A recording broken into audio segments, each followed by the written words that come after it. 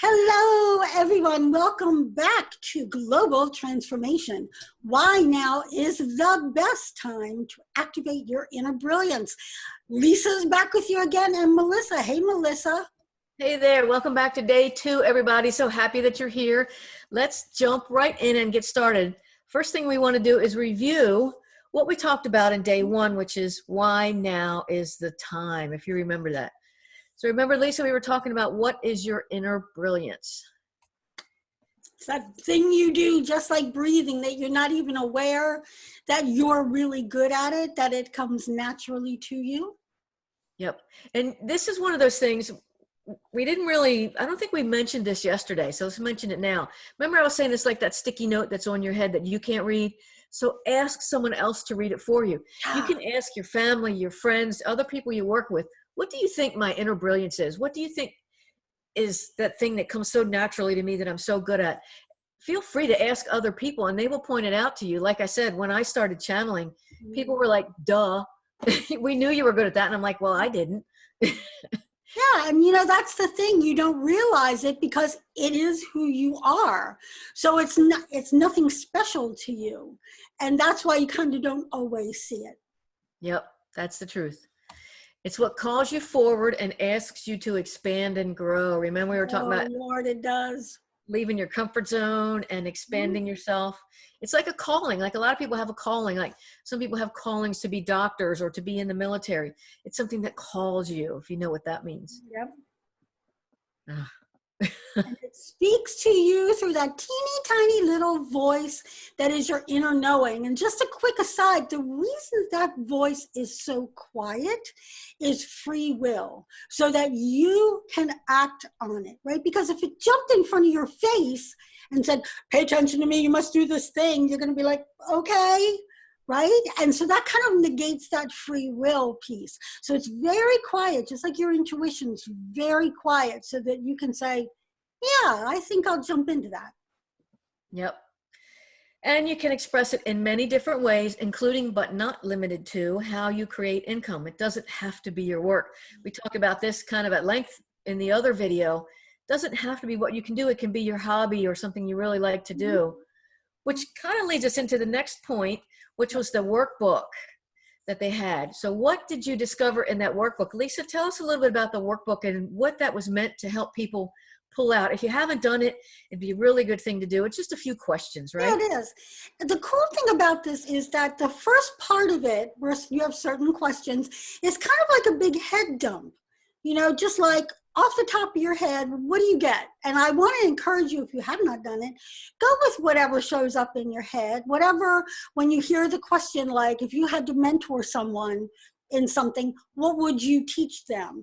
Don't sit there and analyze it, just like whatever comes to your mind, pop it out. So you do a big head dump, right? So you've got a bunch of information, a general bunch of information.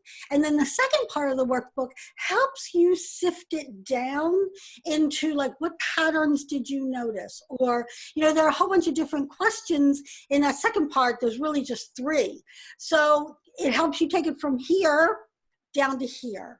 And especially with the patterns, when you start looking at the patterns that show up in your life and in the things that you like to do, you are going to see the threads connect in a way that you might not have noticed before. I came out of my mother talking, I'm sure. My nickname as a child was Motor Mouth. And so communication showed up very quickly for me. And I always loved to write and speak and do whatever. So that's a thread that was really obvious to me.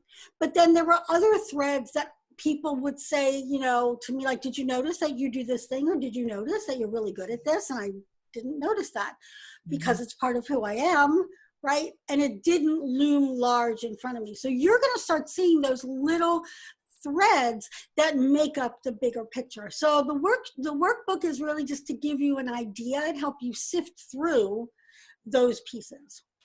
Yep. And something very important to know that Lisa had mentioned, there's a difference between knowing the path and walking the path. So far, we've talked about knowing the path, getting an idea of what your inner brilliance is.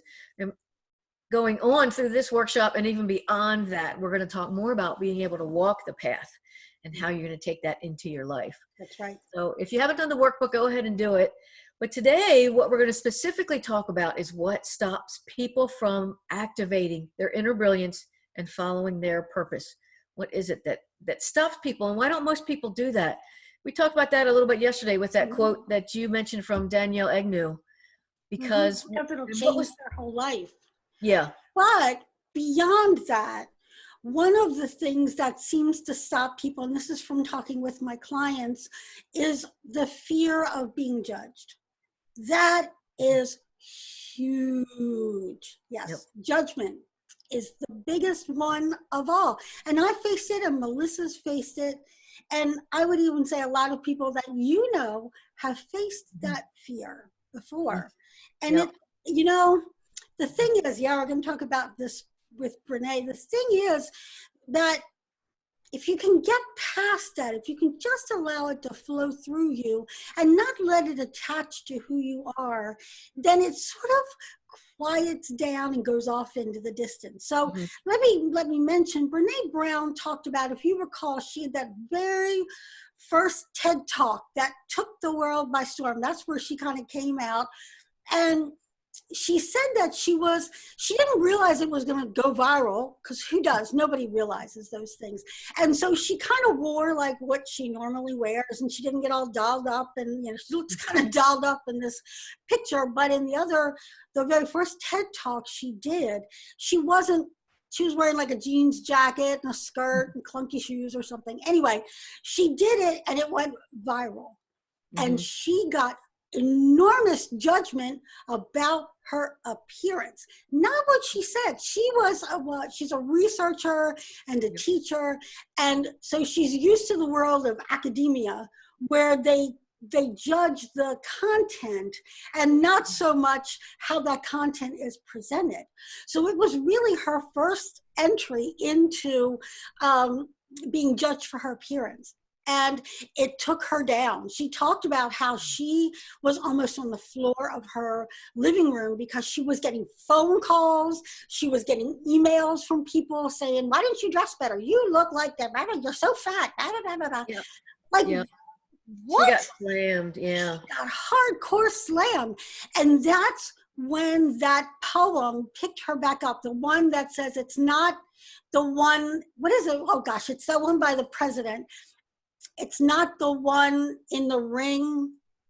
Oh, Jesus. I wish I could remember it. Oh, yeah, I know what I'm talking about. Yeah. Yeah. One of the things that she said, and I watched the Netflix special, it's really good. I recommend it if you have Netflix, is that she said, if you haven't stepped foot into the arena, that's it, yeah, and you haven't dared to step out in front of people, to step out in the fight, I don't care what you have to say about me or your opinion. Your opinion doesn't matter, because you can't sit on the sidelines and pick on people all day if you don't step your butt in that arena. Right. Yeah, I don't know the exact quote, but that really hit me. That's by Teddy Roosevelt, and she said that's what helped her get off the floor, right? Yeah. It's the one in the arena with the sweat and the blood and the whatever who's doing the work. And I always think of that when I'm sitting on my couch and I see somebody jog by, and I see them, like there's this one woman that jogs like this, and I think, you're not doing that right. And I thought, Lisa, your butt's on the couch. She's out there running. Who the hell are you? Right? I'm so introspective. But judgment comes no matter what you do, whether you're running in this direction or you're out on a stage. And here's the thing, and you know this, and I know this, and I'm just going to say it is not even about you. It is about the person doing the judging and their own junk, whatever their junk is. So now I don't know what junk would compel you to call someone and tell them how bad they looked on stage. Right. I have no idea what kind of junk that is, but people have it because they do it all the time. All the time. Yep. And we're afraid of it. We're afraid of it. Yeah. We're afraid of what people are going to say. Oh, well, you shouldn't have said that. You shouldn't have done that. That's not a good idea, all the time. And we stop ourselves. We stop ourselves cold in our tracks because we're afraid that other people might say something bad or that hurts our feelings. And it's probably going to happen, especially if you do things like Lisa and I have done and come out as channels. You know, there's a lot of people out there that do not believe in channels or people who can talk to anything other than. Oh, and they're mean. They are mean as hell. Yeah. They're going to be there. Yep. So it's important to know that that's something that stops people, not to let it stop you. We're actually going to talk more about ways to get over all of this and get through it to the next step. But this brings us to actually the next point, which is other people's expectations. So not only do they judge you, they expect you to do certain things. And I have a story about that years ago. And I'm not going to go deeply into the story, but years ago, I was in college with a perfect plan to go into the Air Force and get a computer science degree and have the perfect job and the perfect life. And I absolutely hated it. And I was going crazy. And I was looking for the highest building to jump off of to get out of it. To be honest with you, to really be honest with you, I was like, I cannot go through with this. I decided not to go through with it. I stopped going to college. I quit college. Even though my dad was like, you really just need to finish your degree, just finish your degree. And I'm like, no, if I do that, and if I follow that path, I will go down a path I don't want to be down. And knowing that, and knowing that other people's expectations are not your own, can lead you to one of the best times of your life, which was, for me, becoming a professional jockey, which was a dream that I had as a child that I had absolutely forgotten about. But being able to step away from other people's expectations, even my own wrong expectations of myself, because part of it was me. Part of it, you get out of high school and you think, what am I going to do to make a living? And what am I going to do? I have to do this and I have to do that. And you may be trapped in something right now that you don't want to do, or you may be thinking about what you want to do and relating that to other people's expectations. Like, well, they think I should do this, and maybe I should.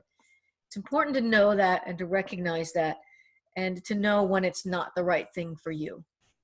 Yep. That's very important. And it takes a lot of courage. And Melissa, whenever you talk about this, I always, like, in my heart, give you props for that, because it takes a lot to say, no, I think I'm going to go in this direction, especially when it's someone like a parent or someone that you respect and that it's important to you, right? Their opinion and what they say is important to you, but it doesn't have to be everything to you, right? Yeah.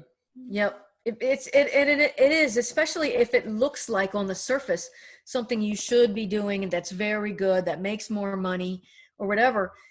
No amount of money is going to matter if you're miserable, ever. I don't care what people say. I know for a fact that that's the truth. And when you follow your heart and you follow your own expectations and your own inner brilliance, like we said yesterday, the universe lines up for you, and you start attracting things. And we'll probably talk about frequencies more at a later date and how the law of attraction and manifesting and all that stuff works together. But when you do follow that, you attract what is right for you. Mm-hmm. Yeah, you do. Here's another thing.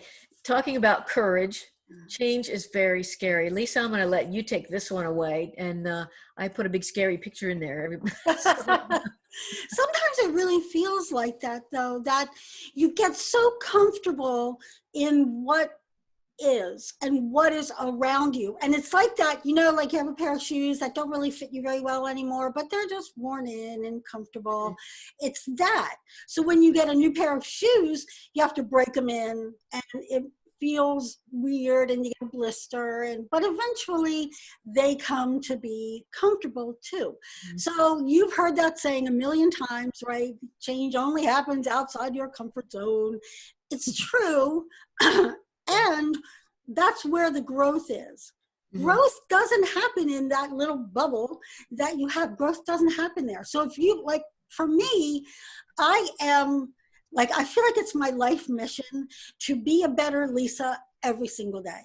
Even if that's only a pinch. Am I a better person today than I was yesterday? Mm. Above all, growing as a person is like a big deal to me. So if that's how you are, like like grow or die, that's it for me, grow or die. So if you are somewhere in that continuum, right, then you are compelled to grow, learn your skills, be a better person, blah, blah, blah. Yet that takes you out of that comfort zone. right? And that's the thing. That's where that growth is going to happen. But because of the energies that we talked about, you know, where you're vibing at this energy and then you move up here, this is like, come back down here. You know, your family, you're acting weird. How come you're acting really weird? Mom, can't you just be the way you were? Like all of that makes it really difficult to keep moving things up. And certainly in a family situation, when one person changes, the entire dynamic changes. And here's the thing. You are driving that change. So you know about it, you're thinking about it, you're driving it. They don't know about it. So like one day they come home and everything's weird and they're like, what is going on? They will want it to go back to the way it was, you know? And so those are the things that when you really make a shift, right? When you really do that, that you are going to run into some of those things. But here's the other piece I want to tell you. When that change comes from your inner knowing, okay, when it comes from that, two things. One, you are really solid in that core, right? Like I knew my work was to be Princess Channel. I knew that. And I knew I could do nothing else. I could, but soul-wise, that was what my soul agreed to do. And so there was a piece that like fortified me because I knew this was my work. You could not tell me it wasn't my work. I knew it was. So that core, and that's where that trust comes in that I talk about. That core is what sustains you when you go through some of that change, right? And the second piece is, as I mentioned yesterday, the other piece is that the universe opens up and welcomes you with potential out the wazoo, seriously. And that, I find that fun. I always find it fun to see, like, I'm going to see what the universe has to say about whatever, and doors open, and I get to choose what door to go through. So change is scary. Yes, it's the only way you'll grow. And what if it's a lot of fun and you're missing out on all the fun you could be having? Yep. And in the next video, we have a lot to talk about. We're going to give you the tools to deal with all of this, with the change and the scary and the judgment and the other people's expectations. So that's just a little primer. But I like what you said, Lisa, about being a better person every day. And I truly do believe you're either expanding or you're contracting. Right. We think we can stay comfortable in our little world and just stay right here. That's not going to happen, especially now. And we've been talking specifically about now and this global transformation that's going on. There is no staying in your comfort zone, no matter what.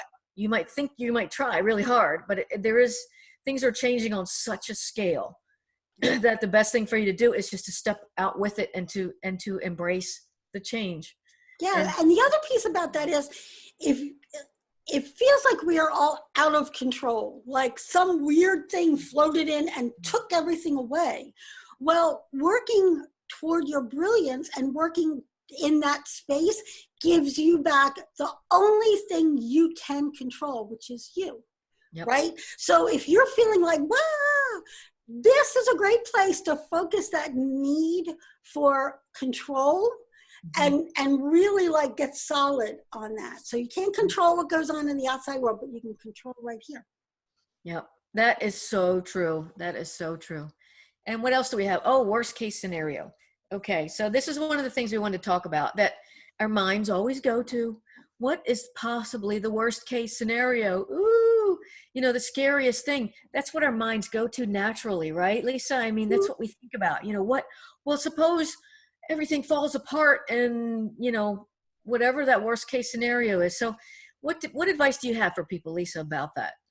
I say envision what is the worst thing that could happen to you.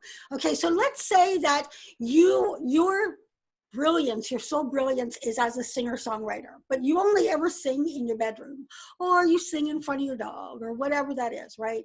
So what if you went out, you took that out, and you started singing in public? Okay, so your worst case scenario would be the entire audience stands up and boos at you. And speaking of my little purple mentor, I'll tell you a very quick story. In 1980, he opened for the Rolling Stones. That was different, but he opened for the Rolling Stones. And people did not like Prince at a Rolling Stones concert, and they threw stuff at him. They threw food and cans and bottles and, you know, broke instruments or whatever, and he completely wigged out and he ran off. Like, he ran off the stage, and he like was going to get on a plane and fly back. And his band members came back and said, don't let them take us down. So he showed up the next day, opened again, same thing happened. Same thing, right? He got booed, but he didn't get off the stage.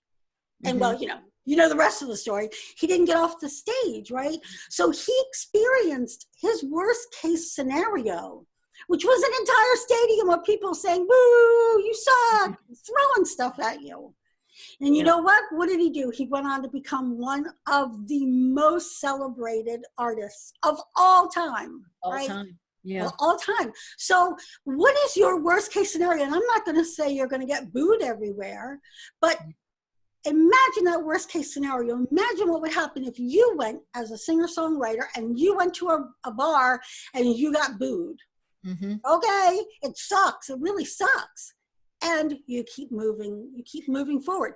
So to help you envision it, you know, really think of, like, really put yourself in that energy. What would it be like to be booed off stage? You know, what would it be like to really have somebody tell you, like, oh, you have no talent? Do you know how many singer-songwriters have come up against people telling them they have no talent? Every successful person out there has had failures and things when they started. The most famous, most successful people flopped usually multiple times ahead of time. Yeah. So, but that inner core, that knowing that is what they're here to do, compels them to show up again and again and again. Yeah. And knowing your inner brilliance and having faith in it and trusting in it. Right. And some of the things that we're going to talk about to get you to help you to work through this. But our brains go to it anyway. Remember, I was saying, not really dig into it, feel all the feelings, because then it will, like, that dissipates. Once you feel it, then it dissipates.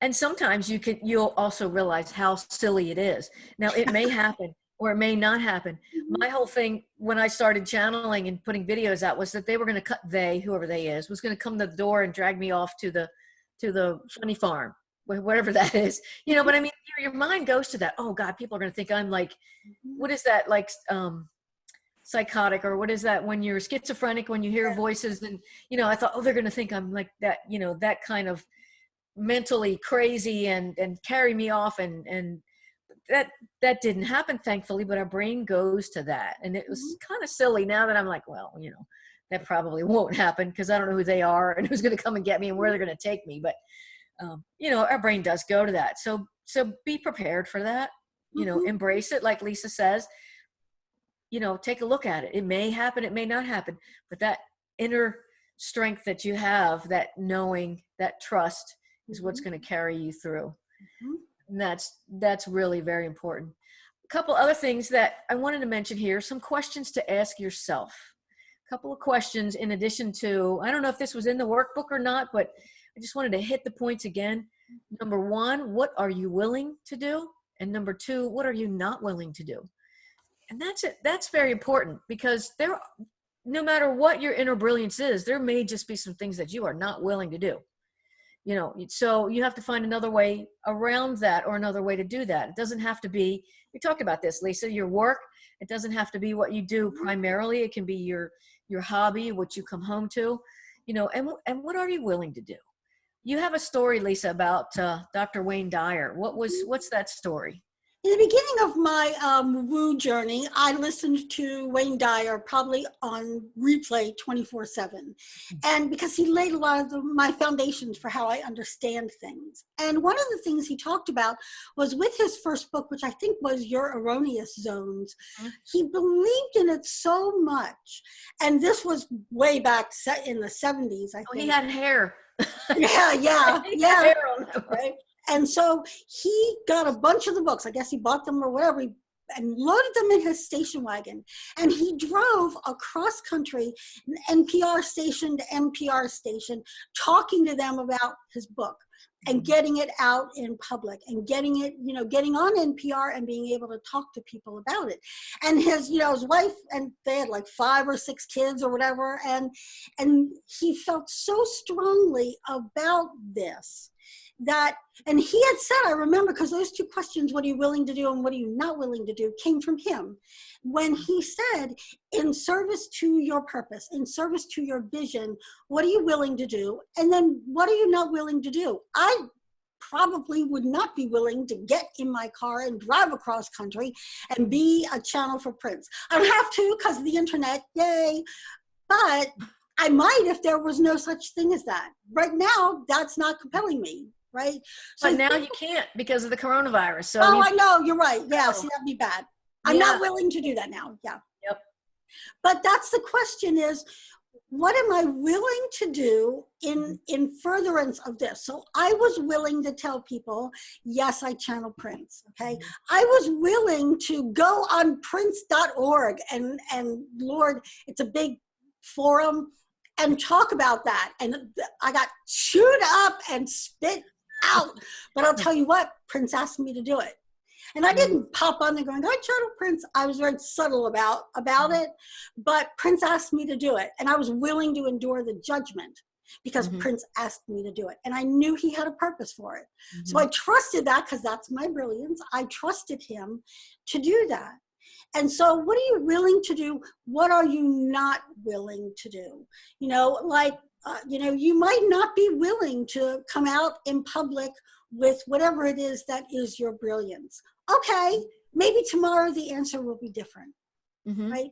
And that's a thing that you can ask yourself, are you willing to do that? I had a client one time who was terrified of coming out to people as a intuitive, as a psychic or whatever.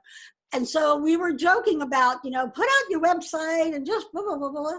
And so the next day I saw a link on Facebook to her website. And I said to her, like, what was that about? And she said, I think I drank too much last night and I put it out and I didn't mean to. And now it's out there. And I was like, oh, universe, look how nicely you did this. And then she wasn't afraid anymore because it had been taken care of by the universe, right? Sometimes the universe helps you to do that. Yep. So these are follow-up questions to that first question we talked about yesterday. What is yours to do? It's something that I ask myself every day when I wake up. What is mine to do today? Or what is mine to do overall? And then to add to that, what are you willing to do and what are you not willing to do? That's important. Like you said, it may change over time. At first you might go, oh gosh, I'm not going to do that. And then as you start to move towards your inner brilliance and your purpose and work through all of that, it will come, which leads us again into the next question. How do you navigate through all that junk that we just talked about? How do you get through the judgment and the expectations and the fears and the things? What do you do? What do you not do? How do you figure out your brilliance? What we are going to do is we are going to help you with that. Let me see if I can change the slide here. First thing to navigate through the junk is support. That's why we are here supporting you. And hopefully that's why you are here looking for the support. The second thing, guidance. Lisa, tell us a little bit about how guidance can help. Well, it really depends on, let's put it this way. Not everybody has as clear a channel to the divine wisdom as Melissa and I do. We're very good at it. And we know how to bring it down from, the universal law, say blah, blah, blah, to here's what needs to be done today. Here's an option you can do today, right? So guidance from your higher self, right? We can tap into that. We can tap into the general wisdom. That guidance that comes from a place that truly wants you to succeed, right? And there's the thing. It's difficult with friends and family. They want you to succeed, but maybe not too much or not at the expense of shaking up the family or whatever. Right. And they want you to be safe. So they don't mean to squash your dreams and your hopes sometimes, but they're trying to keep you safe. Keep you safe. You Right. shouldn't do that. Yeah. That's right. So, you know, when you have guidance and you have us, and we are like, we want you to fly. That's the thing that I do really well. It's part of my brilliance. I want people to be the best they can be. And I support that. I am honest about what I see and what I share with people, because I think when one flies, we all fly. And so it's really important to me. And you can get that guidance yourself through your higher self if you know how to do that, and through divine wisdom. But if you don't have that direct channel like we do, lean on us for that kind of guidance and support that comes from that place of, we want you to succeed and be your biggest self. Yeah. Yeah. We want you to find that inner brilliance. And the third thing that I'd like to mention that is really helpful navigating through all the junk is community. And that's another reason that we're here. We have the Facebook group and, you know, a supportive community. I know personally trying to do this kind of stuff by yourself is difficult. Lisa, I'm sure you know the same thing. You know, you're married, but your husband doesn't understand the woo part of it and the online business part of it and all the stuff that's involved in it. So, you know, the three things that I think are really important: support, guidance, and community. And to go a little further, there's actually a lot more that we're going to be talking about on the next video. And there's some serious learning ahead in the very next video, because we've already talked about what your brilliance is, why now is the best time, and what stops most people, some of the obstacles that you can face following your brilliance. And now in the next video, the next one is going to be the serious learning video, where we're really going to help you to activate your inner brilliance. And that's the key. And that is that walking the path, right? So far, like Melissa pointed out, we're helping you know the path. Here's the pathway. Here are some ideas. But really, and here's an analogy I want to give you. When you take things from the fourth dimension, up in your head, up in your imagination, they're lovely. But until you do something with them down here in the physical, nothing in your world changes. So you can think about, you know, I want to do this and I want to do that and blah, blah, blah. And then you don't do anything about it. And then nothing changes. Nothing does. So if you are looking to take what you know of your brilliance and really just kind of stretch it a little bit, you're going to have to do something. And we're going to show you what those pieces are to look at and play with, right? So that you have a roadmap, you know, not only to understand all of this theoretically, but then to bring it down into the physical. What are the things you can do in the physical that really will shift that energy for you? Yep. Taking action. Taking action is the most important thing to do to actually activate your brilliance, to activate the next level for you. You have to do something. You can't sit still and get there. So that's something that we're very passionate about, is helping people take action, not just talking about stuff, but we want to give you what you need to get where you want to be. Yeah, that's very important. You might run into a lot of intuitive people who are beautiful, beautiful channels of the energy, but they don't know how to help you bring it down and see your life change. They can give you the vision, but then they're missing that piece. As grounded intuitives and channels, Melissa and I get that importance. So you won't get any airy fairy, oh, your aura is pink and there's love all around you, which is nice. It's nice to have love all around you, but how the hell does that change your life? Right, exactly. So not only can we tell you there's love all around you, but we can tell you how to step into that, how to feel that love, how to engage with that love, so your life looks different. So it's really important not to toot our own horns, but we are different than a lot of intuitives and channels that you might have seen. So don't be put off by that part, right? Open up to the fact that we can touch into that wisdom and bring it down for you so that you can see things different in your life. Because why else? Like, what hell else would you be doing all this if you don't want to see things change? Yep. Real steps, real action, real results. That's what it's all about. So we will see you on the next video where we're going to get into all that a lot more. And we want to Woo! thank you for being here today. And Yep. we'll see you in video number 3 Yep. Tomorrow. tomorrow. Yep. Bye, guys. Bye.